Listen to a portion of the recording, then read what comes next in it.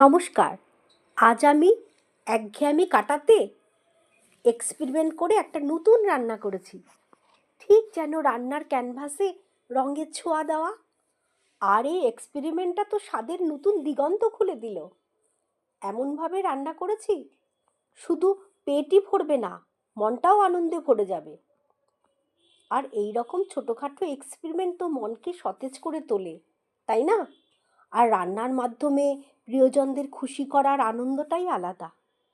এই নতুন রেসিপিটা তেমনই একটা দারুণ উদ্যোগ, যা শুধু স্বাদ বদলই করবে না, সম্পর্কের বাঁধনগুলোকেও আরও দৃঢ় করবে। তাই আজ আমি ব্রোকলি পনির ডিলাইট বানিয়েছি। তার জন্য প্রথমে আমি ব্রোকলি 1 চিমটি পটাশিয়াম পারম্যাঙ্গানেটের জলে 15 থেকে 20 মিনিট ডুবিয়ে রেখেছি। এরপর ভালো জলে ধুয়ে নিয়ে জল ঝরিয়ে ব্রোকলি ছোট ছোট করে কেটে নিয়েছি।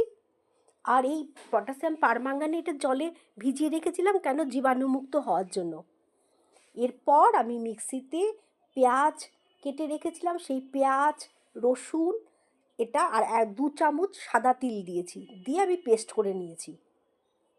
এরপর আমি কড়াইতে তেল গরম করে তার মধ্যে পনির ছোট ছোট করে ভেজে নিয়ে তুলে রেখেছি। তারপর আরও কিছুটা তেল দিয়ে তার মধ্যে যে পেস্টটা তৈরি করেছিলাম সেই পেস্টটা দিয়ে তার মধ্যে ধনে গুঁড়ো, জিরে গুঁড়ো দিয়ে আরও কিছুক্ষণ কষিয়ে নিয়ে, কষানো থেকে যখন একটু তেল বেরিয়ে এসছে, তখন আমি তার মধ্যে সেই কেটে রাখা ব্রোকলি সেগুলোকে ছেড়ে দিয়েছি, দিয়ে নাড়াচাড়া করে তার মধ্যে পরিমাণ মতো জল দিয়ে ফুটিয়ে নিয়েছি। এবার নামানোর আগে সেই ভেজে রাখা পনির মিশিয়ে দিয়ে তৈরি করে নিয়েছি ব্রোকলি পনির ডিলাইট। আর খেতে দারুণ হয়েছে। তাই আপনারাও বানান।